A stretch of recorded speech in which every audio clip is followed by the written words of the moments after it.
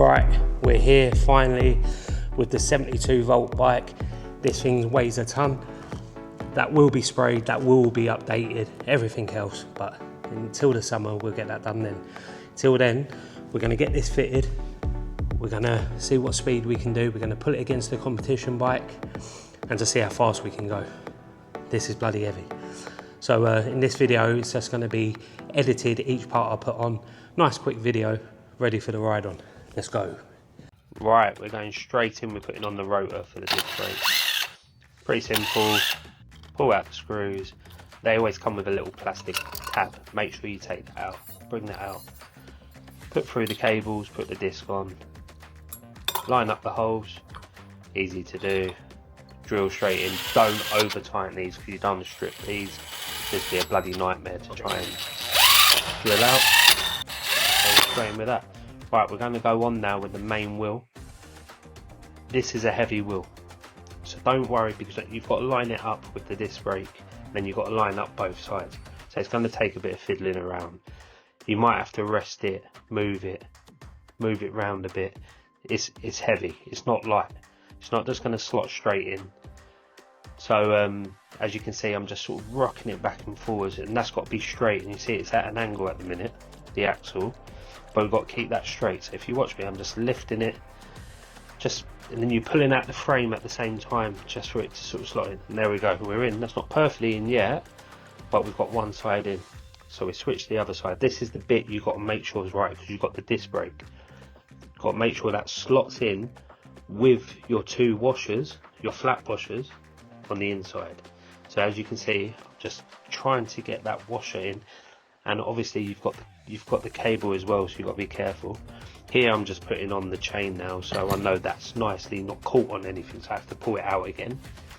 And here I've just moved the cable around a bit because that's the problem, you don't have a lot of space and you don't want that cable to get caught too much. So it's just looking what way you can pull it in, the best way you can do it really. And just seeing if it's moving, not rubbing, not catching anything.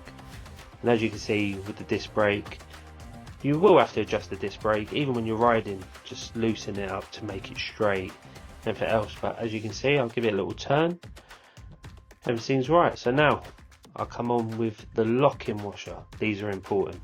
Always remember, tab side pointing inwards. I'm going to go on with we're going on with the torque arms. So we put the first bit in, and then we put the locking nut on, just hand tight so it holds it in place. Remember, these are important. You need torque arms. If you're doing anything over 500 watts, this is 5,000 watts. So this is high powered. That's why I have one on each side. Most people put one, but when you're doing something this big, I put two torque arms. There's no harm in it, just to hold it up. So what you do, you just slowly, you can have it down just while you get the tightness. It's going to be a bit awkward because you've got to put the pliers on the inside, turn it just to get that tight. Now we put it in place, and if you see that hole where the hole is, I have a bit I can lock it onto there as well. So we do the same the other side. So we just put our locking nut in place, tabs in. We put our next bit of torque arm on, and then just hand tight. Keep that nicely in place, and then we just basically repeat the same way. So we always look to where we can then either bolt it onto the frame, or we can use a Jubilee clip.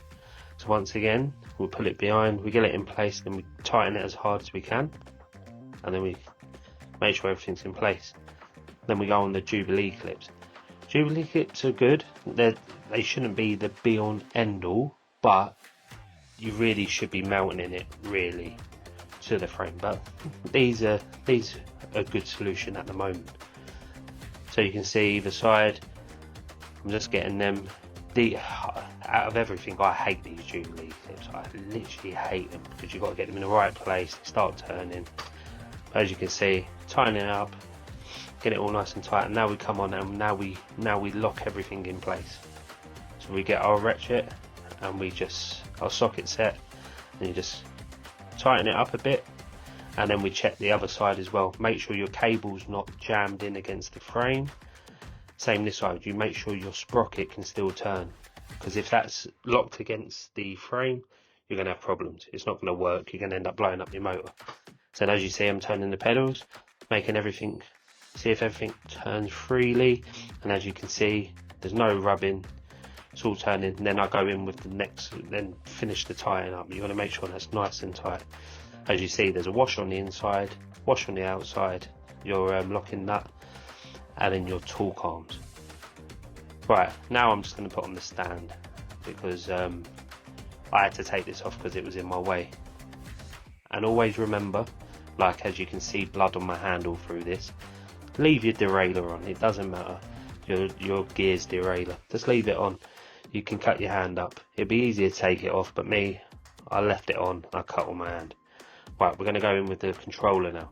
So with the controller, I'm just feeding everything through the bag. So we've got the cable, this is a bit of a plug, this is the cable I've had designed, what's on my shop. As you can see, just starting to clip it, it's all coded so you can see the same colours, and we're just clipping everything in. So that was the speed limiter.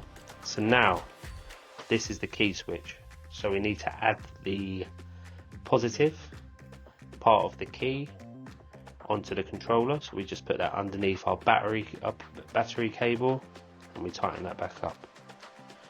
So as you can see, that's straight back in. See the blood on my hand where I tried to be lazy and it didn't work.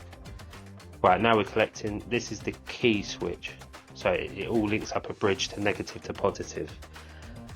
This is the phase cable from the motor, so we've got that part done. Now we've got to add the main phase cables, what come from the motor.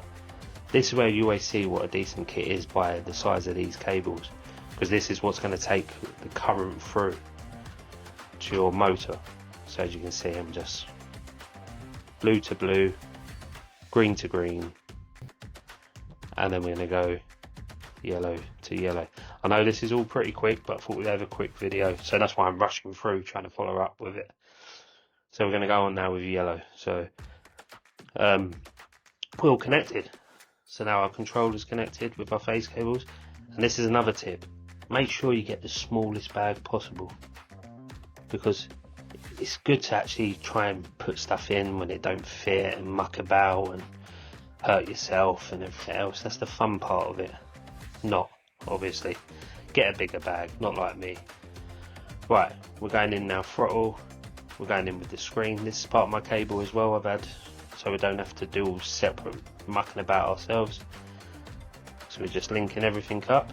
Remember, this bike is a prototype, it's all going to be sprayed and done properly, and I'm even going to put a metal casing for the battery on and everything else.